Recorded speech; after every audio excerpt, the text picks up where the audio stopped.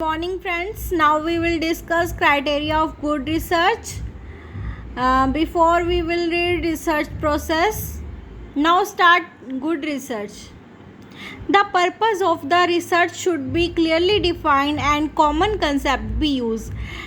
जो रिसर्च का पर्पस क्या होना चाहिए, क्लियरली डिफाइन होना चाहिए कि हमें क्या खोज करनी है, क्या अनुसंधान करना है, एंड कॉमन कंसेप्ट भी यूज और कॉमन कंसेप्ट यूज़ करने चाहिए. The research procedure use should be describe in sufficient detail to permit another researcher to repeat the research for further advisement, keeping the continuity of what has already been attained. It means जो हमने उपयोग की गई है, जो हमने research की है, उसको एक क्लियरली डिफाइन होना चाहिए ताकि जो दूसरे जो रिसर्चर होंगे उन्हें आगे बढ़ने के लिए रिसर्च को दोबारा करने की परमिशन मिल सके और जो पहले से ही जो हमें मिल चुका है. नेक्स्ट है, the procedural design of the research should be clearly planned to yield results that are as objective as possible. It means कि जो हमने रिसर्च के जो डिज़ाइन को सावधानी में पूरक परिणाम प्राप्त करने की योजना बनानी चाहिए जो कि हमारा उद्देश्य है. नेक्स्ट है, the researcher should report with complete frankness flaw in procedural design and estimate their effect upon the finding.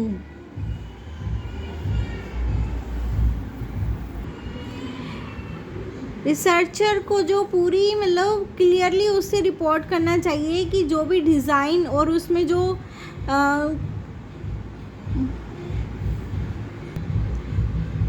उसमें खामियां और उसके निष्कर्ष पर उनके प्रभावों को अनुमान लगाना चाहिए. नेक्स्ट है, the analysis of data should be sufficiently adequate to reveal its significance and the method of analysis use should be appropriate. The validity and reliability of the data should be checked carefully.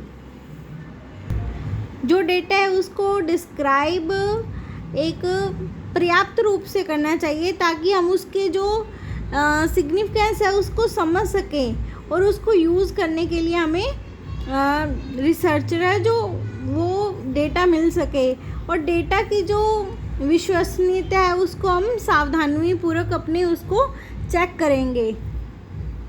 Next है, conclusion should be confined to those justified by the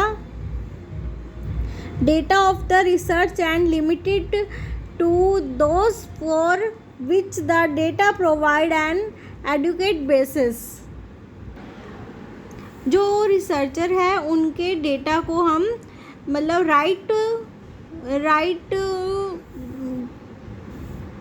right justify करेंगे और उन लोगों तक हमें पहुंचाना है जिनके लिए क्या कहते हैं ये बेसिस हो, एडुकेटेड बेसिस हो. नेक्स्ट है, greater confidence in research is warranted if the researcher is experience, has a good reputation in research and is a person of integrity. Research is systematic, logical, imperial, replicable. यदि जैसे कोई जो researcher है वो एक अनुभवी है, उसने काफ़ी रिसर्च की है, तो उनमें क्या होता है, सेल्फ कॉन्फिडेंस होता है और ये जो रिसर्चर है ये उनकी काफ़ी वो काफ़ी लॉजिकल, इम्पायरल पर्सन है. ये एक गुड रिसर्चर का क्राइटेरिया होता है. नेक्स्ट टॉपिक है हमारा, what is the research problem. जो हम रिसर्च करते हैं उसमें क्या क्या प्रॉब्लम्स आती हैं. There must be an individual और a group which has some problems. कौन कौन सी प्रॉब्लम्स है. There must be some objectives to be attended. There must be alternative means of obtaining this objective. there must be some doubt in mind in selecting an alternative means there must be an environment to which these problem patch. कि हम जो research करते हैं उसमें क्या क्या problems आती हैं.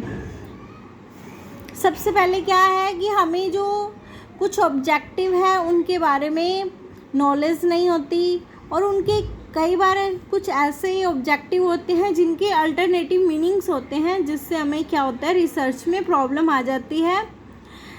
And some doubt our mind कि हमें कौन सा मीनिंग चूज़ करना चाहिए, क्या उसका जैसे अल्टरनेटिव मीनिंग है तो हमें क्या डाउट रहता है कि हमें कौन सा सिलेक्ट करना चाहिए. There must be an environment to which this problem pattern, कि हमें ये इन्वायरमेंट कुछ इन्वायरमेंट की वजह से हमें प्रॉब्लम्स रिसर्च में प्रॉब्लम आ जाती है. A research problem is a statement about an area और concern a condition to be improve, a difficulty to be eliminate, or a trouble question that exists in scholarly literature. Research problem में आ रही जो difficulty को हमें improve करना है, उसको eliminate करना है, और जो हमारे ट्रबलिंग क्वेश्चन है उसको हमने दूर करना है. नेक्स्ट टॉपिक है हमारा सिलेक्टिंग द प्रॉब्लम, कि हम प्रॉब्लम को सेलेक्ट कैसे करेंगे कि ये प्रॉब्लम हमें अक्कर हो रही है. फर्स्ट है पर्सनल इंडिकेशन. पर्सनल हमें पता चल जाता है, पर्सनल इंडिकेट कर सकते हैं हम. रिसोर्स अवेलेबिलिटी हो, हमें अनदर रिसोर्स हो तो हम उससे प्रॉब्लम को सिलेक्ट कर सकते हैं. रिलेटिव इम्पोर्टेंस, रिसर्चर की नॉलेज के अकॉर्डिंग प्रैक्टिकली हम उसको बता सकते हैं. टाइमलाइंस ऑफ द प्रॉब्लम और अर्जेंसी. फर्स्ट है personal indication. The chief motivation in the way of selecting research problem is the personal indication of the researcher. Next है रिसोर्स अवेलेबिलिटी.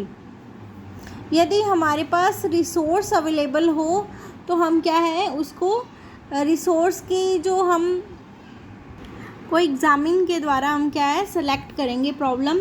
नेक्स्ट है relative importance, कि हम उससे related कौन सा importance दे सकते हैं, उससे रिलेटेड क्या है, ये सब हम उसमें प्रॉब्लम को सिलेक्ट कर सकते हैं. नेक्स्ट है रिसर्चर नॉलेज, कि जो रिसर्च कर रहा है उनकी नॉलेज के बेस पर भी हम प्रॉब्लम को फाइंड आउट कर सकते हैं. प्रैक्टिकली हम देख सकते हैं कि कौन सा रिस्पॉन्सिबल है, कौन सा सिलेक्शन रिस्पॉन्सिबल है, कौन सा नहीं है, इससे हम प्रॉब्लम को फाइंड आउट कर सकते हैं. Timelines of the problem, some of the timelines की प्रॉब्लम के कारण हम एक बेस्ट ऑप्शन ढूंढ सकते हैं जिससे हम रिसर्च में जो प्रॉब्लम्स आ रही है उनको कम कर सकते हैं. लास्ट इज़ अर्जेंसी, जो हमें ज़रूरी है उसको हम सिलेक्ट कर सकते हैं और जो नेसेसरी नहीं है उसे हम प्रॉब्लम्स हो सकती हैं. नेक्स्ट टॉपिक है necessity of defining the problem, कि हमें क्यों ज़रूरी है प्रॉब्लम को डिफ़ाइन करना. एक रिसर्चर को डिफ़ाइन करना, प्रॉब्लम को डिफ़ाइन करना ज़रूरी है क्योंकि वो जो क्वेश्चन है उससे रिलेटेड जो डेटा है उसको कलेक्ट कर सके और जो उसमें प्रॉब्लम्स आ रही हैं उसको दूर कर सके, उसको डिक्रीज़ कर सके. Necessity of defining a research problem is important to formulated a research problem properly. इससे क्या होगा कि हमें रिसर्च जो प्रॉब्लम आ रही है उसको प्रॉपरली हैंडल करना चाहिए. Quite often we all hear that problem half solve, कि हम जो देखते हैं प्रॉब्लम को हाफ सॉल्व नहीं होना चाहिए. जो हम सुनते हैं वो हाफ सॉल्व प्रॉब्लम होती है. इससे हमें क्या है प्रॉब्लम को डिफ़ाइन करना चाहिए, प्रॉपरली डिफ़ाइन करना चाहिए. This statement signifies the need of the defining a research problem. The problem to be investigate must be defined ambiguously, for that will help to discriminate relevant data from the irrelated one. A proper definition of research problem क्या है?